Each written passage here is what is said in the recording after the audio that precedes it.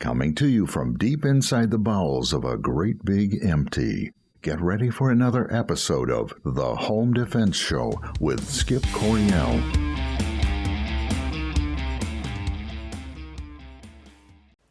Okay, folks, welcome back to The Home Defense Show. This is your host, Skip Coryell.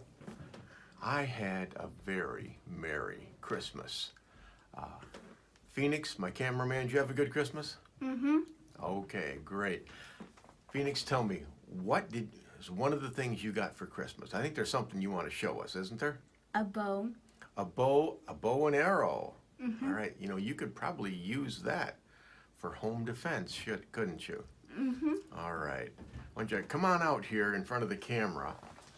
This is Phoenix's new home defense bow and arrow. All right. Stand right there. Show us how this works, Phoenix. So Step back just a little bit. you put it in. You put it in like that. You have to like snap it in. Yeah. And then there's like a ring right there. Okay. You place the ring That's called the knock. and you put the ring All right. knock right Go there. ahead. Shoot it once. Full draw. Looks like. Oh, nice shot. Okay. All right. Well, that was one of Phoenix's favorite presents. And, of course, anyone comes to our house with nefarious purposes, they'll have to face the wrath of the deadly Phoenix and his nerfed bow and arrow. Okay. And I'll back him up with my M&P full frame just in case.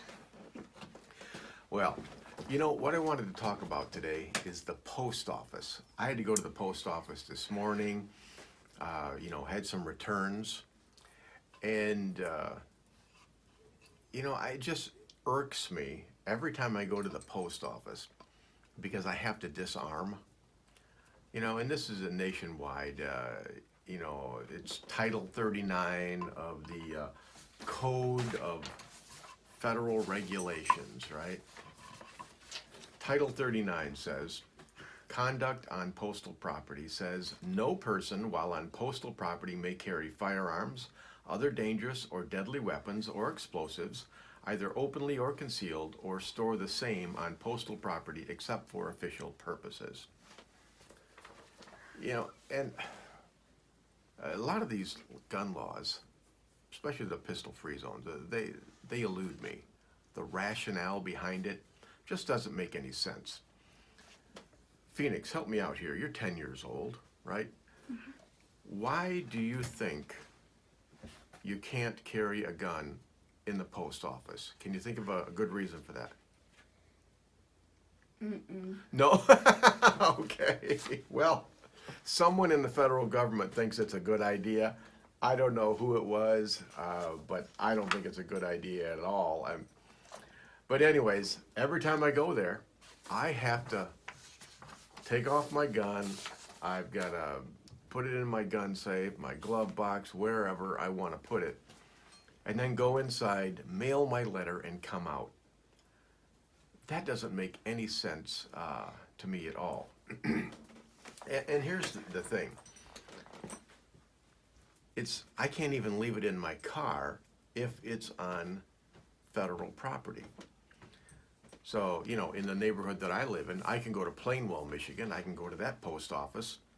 But if I pull into their parking lot, the moment I drive onto the property, I am in violation of Title 39.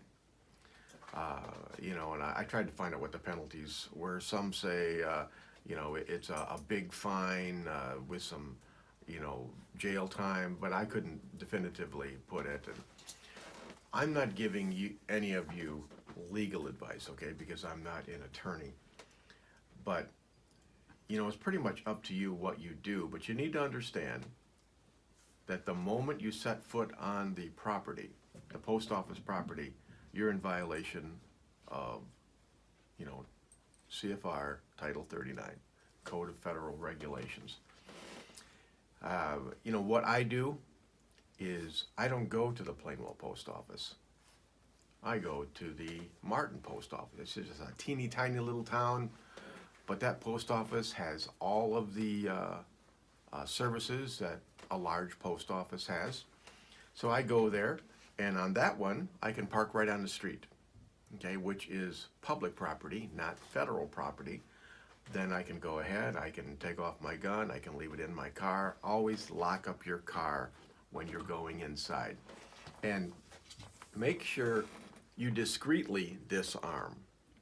Okay, there was one gentleman, he pulled into the post office parking lot, and he took out his gun, put it in the glove box, and in the car next to him was a police officer.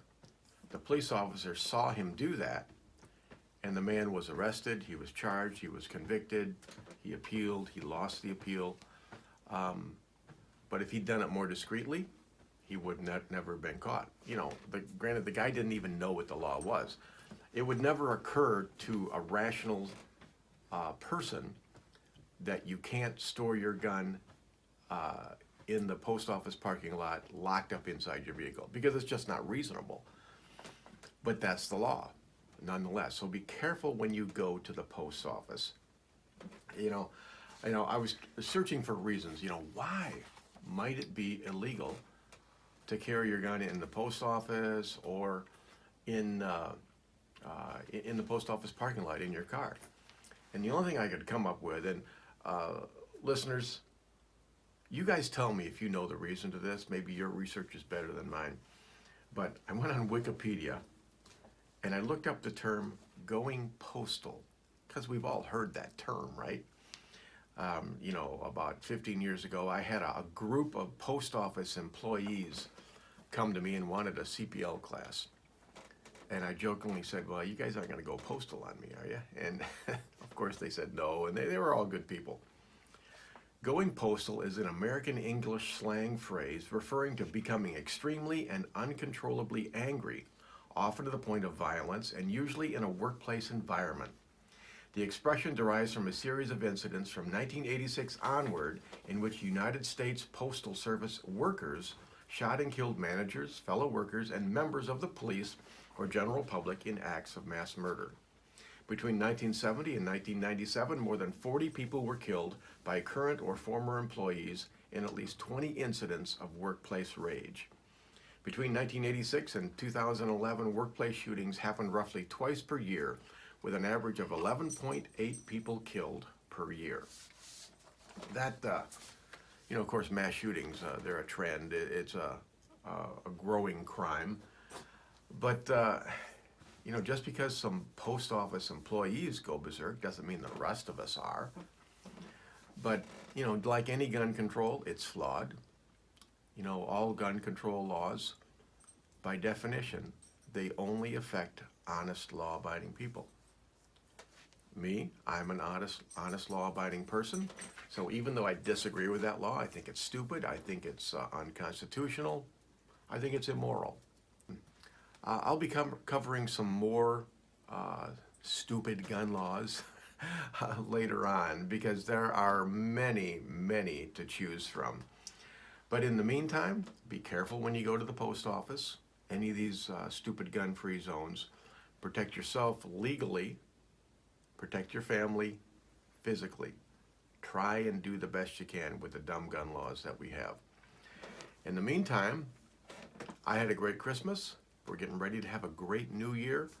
When you go out, when you party responsibly. If you're gonna drink, don't be carrying your gun. It's a stupid thing to do, okay? Alcohol, drugs, guns, they don't mix. Have fun, but be smart, be wise. And we'll come back next week with more good stuff. Next week, we're gonna be interviewing Mark Walters from Armed American Radio, and we're gonna talk about what happened in 2019 with gun control and what the prognosis is for 2020. What are we likely to see at the national level for gun control in 2020? As always, go ahead and support our sponsors, firearmslegal.com/Midwest Tactical. Protect yourself and your family from the legal system. And then also check out CenterShotGunRange.com. Go to CenterShot, get a membership there, shoot there regularly, even in the winter time, because it's always a perfect 70 degrees. This is Skip Coriel on the Home Defense Show. God bless you, God bless your family, and God bless America.